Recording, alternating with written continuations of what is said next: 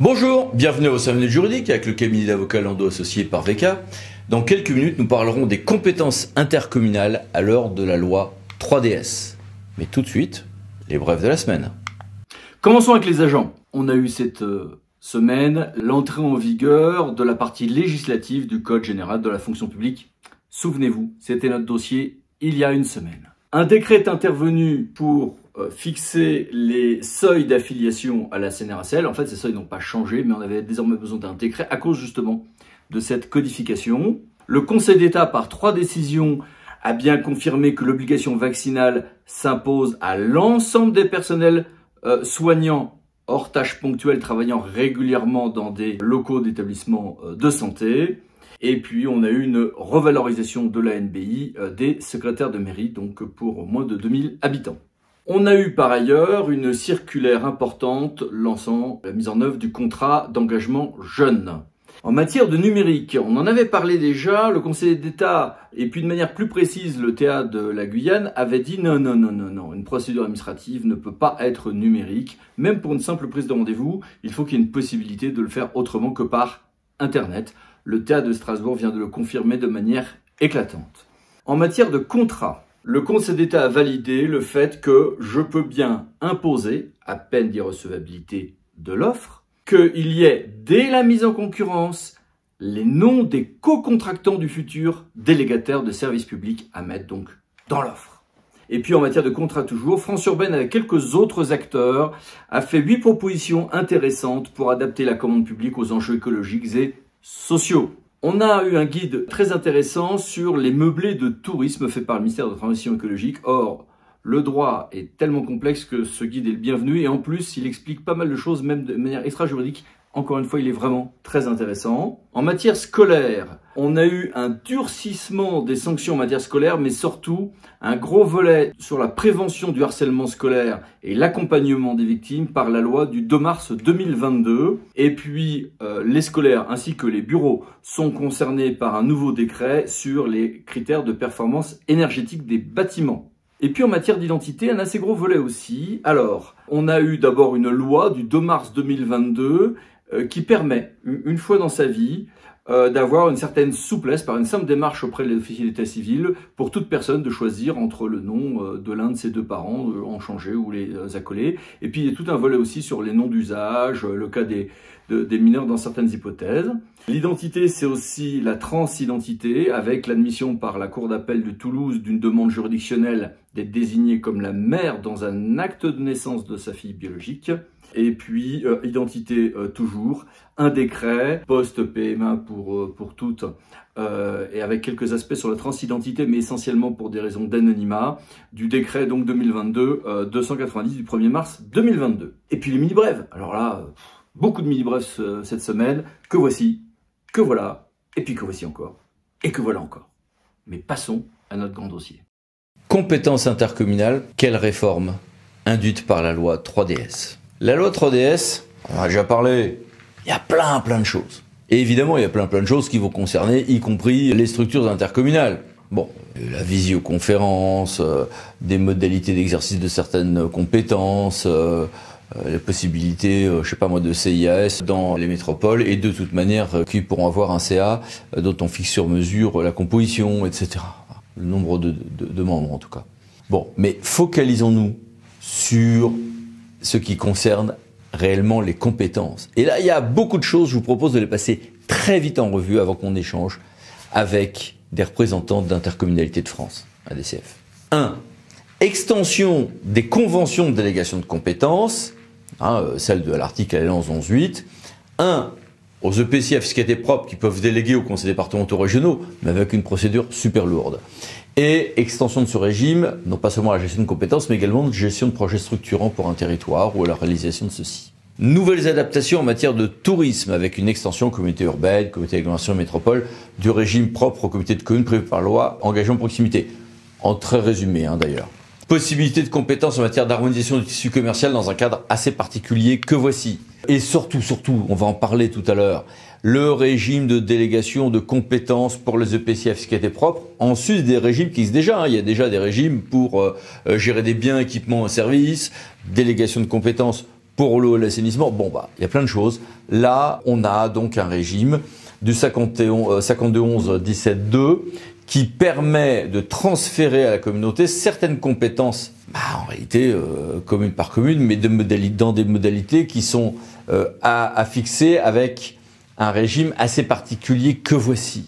Arrivée de l'intérêt communautaire pour la voirie en communauté donc urbaine ou métropole, et intérêt communautaire pour les cimetières dans les communautés urbaines. Tout un volet eau et assainissement sur des assouplissements en matière tarifaire de prélèvement M14 et l'RM49 dans un certain nombre de cas, maintien de la date de 2026 pour les communautés de communes, mais avec l'obligation de faire un débat avant les modalités de ce transfert, la signature d'une convention, donc des assouplissements financiers budgétaires et le maintien possible dans certains cas des syndicats infracommunautaires avec des règles assez compliquées, la possibilité d'adhésion sur une fraction du territoire. C'est déjà possible pour plein de compétences, déchets, etc. C'est étendu à la AGPU et à la DECI. Des assouplissements et des changements pour Aix-Marseille France Métropole. Quelques ajustements sur la GEMAPI, notamment sur les contributions fiscalisées, sur l'éolien, là c'est pas spécifiquement intercommunal, mais ça concernait beaucoup d'intercos. Sur la voirie, un gros volet régionalo-départemental, oui d'accord, mais il y a aussi un volet communal et intercommunal par les conventions de maîtrise d'ouvrage, un volet sur les radars, sur les pouvoirs de police et d'intercommunalité en matière de circulation, possibilité de mutualisation intercommunale des objectifs de la loi SRU dans un cadre beaucoup plus large de réforme de la loi SRU de logement, mais aussi des ORT, la notion d'autorité organisatrice de l'habitat pour les EPCI, un certain nombre d'autres réformes, possibilités d'aide de départements ou des EPCI ce qui était propre pour les comités de communes pour l'élaboration d'un PLH, un volet chemins ruraux qui concernera évidemment tout le bloc local, des récupérations de biens sans maître qui vont surtout concerner les communes mais qui pourront dans certains cas avoir un impact en fait sur l'intercommunalité, des ajustements sur les contrôles locaux de santé, les recrutements de praticiens de santé, sur les maisons France Service ou maisons de service au public. Et puis, ça ne concerne pas les compétences, mais l'extension d'un nouveau régime enfin souple de visio pour les communautés en même temps que les départements et les régions, les missions d'évaluation d'information, des désignations de scrutin secret facilité, etc. Non, je t'ai plus.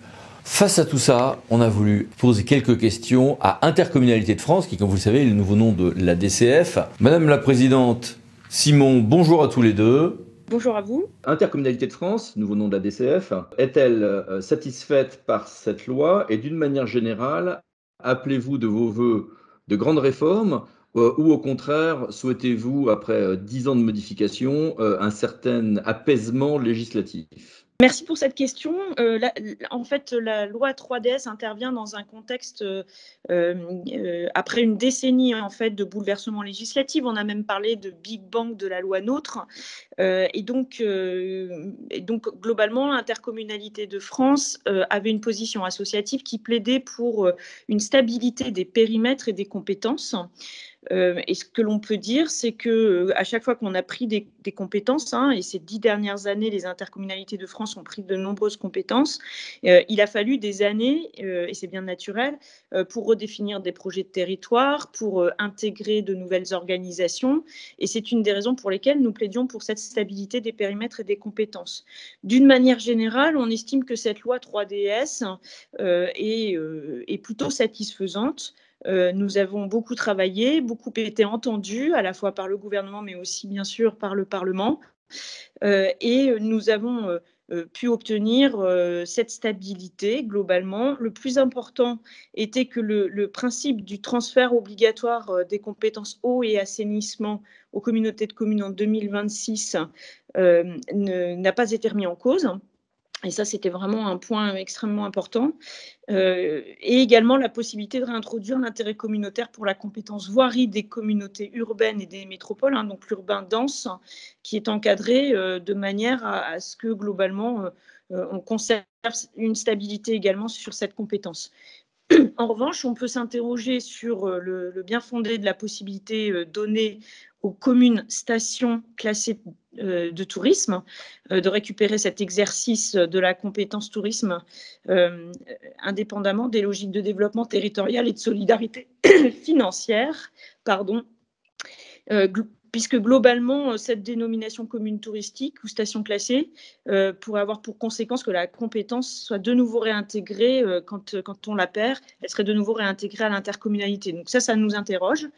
Mais un point très important de la loi est la création du statut pour les intercommunalités d'autorité organisatrice de l'habitat, alors selon des critères bien spécifiques, hein, sur la base du volontariat. Donc, quand une intercommunalité le souhaitera, si elle répond aux critères de la loi, notamment en termes d'urbanisme, hein, donc il faut qu'elle soit dotée d'un plan local d'urbanisme intercommunal, bien sûr, qu'elle soit également plateforme de la rénovation énergétique, qu'elle soit délégataire de type 3 d'aide à la pierre. Dans ces conditions-là, elle pourra solliciter ce statut d'autorité organisatrice de l'habitat comme elle est, par exemple, aussi, par ailleurs, potentiellement organisatrice de la mobilité. Et ça, c'est important puisque les intercommunalités sont d'une manière générale très engagées en faveur de la rénovation énergétique. Elles sont très engagées dans les politiques de l'habitat, que ces politiques de peuplement, de construction du logement social, mais également de la répartition de l'habitat, voilà, se passe par les intercommunalités à l'échelon d'un bassin de vie. Et donc, ça devrait nous permettre d'avoir des moyens supplémentaires pour mieux travailler nos politiques d'habitat sur nos territoires. On a également pu travailler sur les questions et l'évolution de la loi SRU.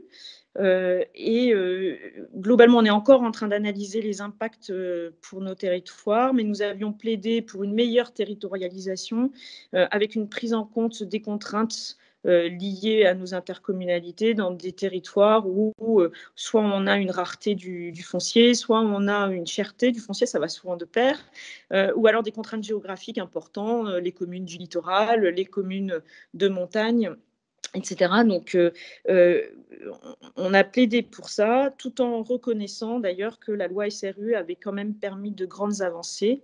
Donc, on pense que les évolutions législatives seront plutôt intéressantes. Voilà globalement ce qu'on peut dire sur cette loi 3DS. Qui permet une forme d'amélioration quant à la déconcentration des compétences, la manière de les exercer, tout en garantissant une relative stabilité des périmètres et des compétences pour nos intercommunalités. Et toi, Simon, je voudrais te demander ce que tu penses de ces fameuses, le terme est peut-être impropre, compétences à la carte. Les compétences à la carte, c'est un des volets qu'apporte la loi 3DS concernant les compétences intercommunales. Il y a d'autres ajustements qui sont introduits pour ces compétences des intercommunalités. C'est une nouvelle possibilité qui a été introduite au sein du Code général des collectivités territoriales pour permettre de transférer des compétences de façon partielle. Cela est introduit en se fondant selon des critères objectifs, le cas échéant avec une liste d'équipements, et avec les mêmes conditions de majorité que celles qui sont requises habituellement pour transférer les compétences facultatives que nous connaissons bien dans les intercommunalités. Pour l'instant, on va approfondir peu à peu notre compréhension du système, mais ce qu'on peut remarquer, c'est que ça s'inspire beaucoup de l'existence sur à la fois les compétences facultatives et ce que la pratique a déjà donné à voir, notamment à la suite des fusions, où de nombreux contrôles de légalité ont déjà une lecture très souple qui permettait d'avoir ces compétences plus sectorisées transférées aux intercommunalités. En matière de compétences intercommunales, on constate que plusieurs font l'objet de souplesse dans leur répartition au sein du bloc local. Ça concerne d'abord l'eau et l'assainissement. Le transfert aux communautés de communes à titre obligatoire est maintenu en 2026, mais il est accompagné avec de nouvelles dérogations pour permettre à ce que le budget principal alimente le budget annexe, notamment dans des cas de figure où la hausse des tarifs aurait été excessive. Autre accompagnement dans ce transfert de la compétence eau et assainissement en 2026, c'est le principe de maintenir les syndicats dits infracommunautaires complètement inclus dans une intercommunalité de principe, sauf si la communauté de communes délibère pour que ce syndicat disparaisse. Enfin, il est prévu qu'un débat puisse avoir lieu entre les communes et l'intercommunalité de façon à préparer ce transfert l'année qui le précède et notamment pouvoir donner lieu ensuite à une convention qui permettra de voir l'harmonisation des tarifs ou d'éventuelles délégations aux communes. Des ajustements, on les a aussi sur la compétence voirie des communautés urbaines et des métropoles, avec une possibilité d'introduire un mécanisme d'intérêt communautaire qui permettrait d'ajuster les choses avec les communes membres, encadré sur une année et à la condition d'avoir des délibérations concordantes à la majorité qualifiée avec les communes membres. Également, il a été écrit plus spécifiquement dans la loi qu'il est possible de déléguer l'exercice de la compétence voirie, sa gestion aux communes. Enfin, sur les ajustements, les pôles métropolitains pourront être également autorités organisatrices de la mobilité, ce qui était un oubli de la loi d'orientation des mobilités. Bien, merci beaucoup à tous les deux. Au revoir. Au revoir. Merci à vous. À bientôt pour une nouvelle édition des 5 minutes juridiques. Parlons d'associés pour VK. Pensez vous abonner. Merci. Au revoir.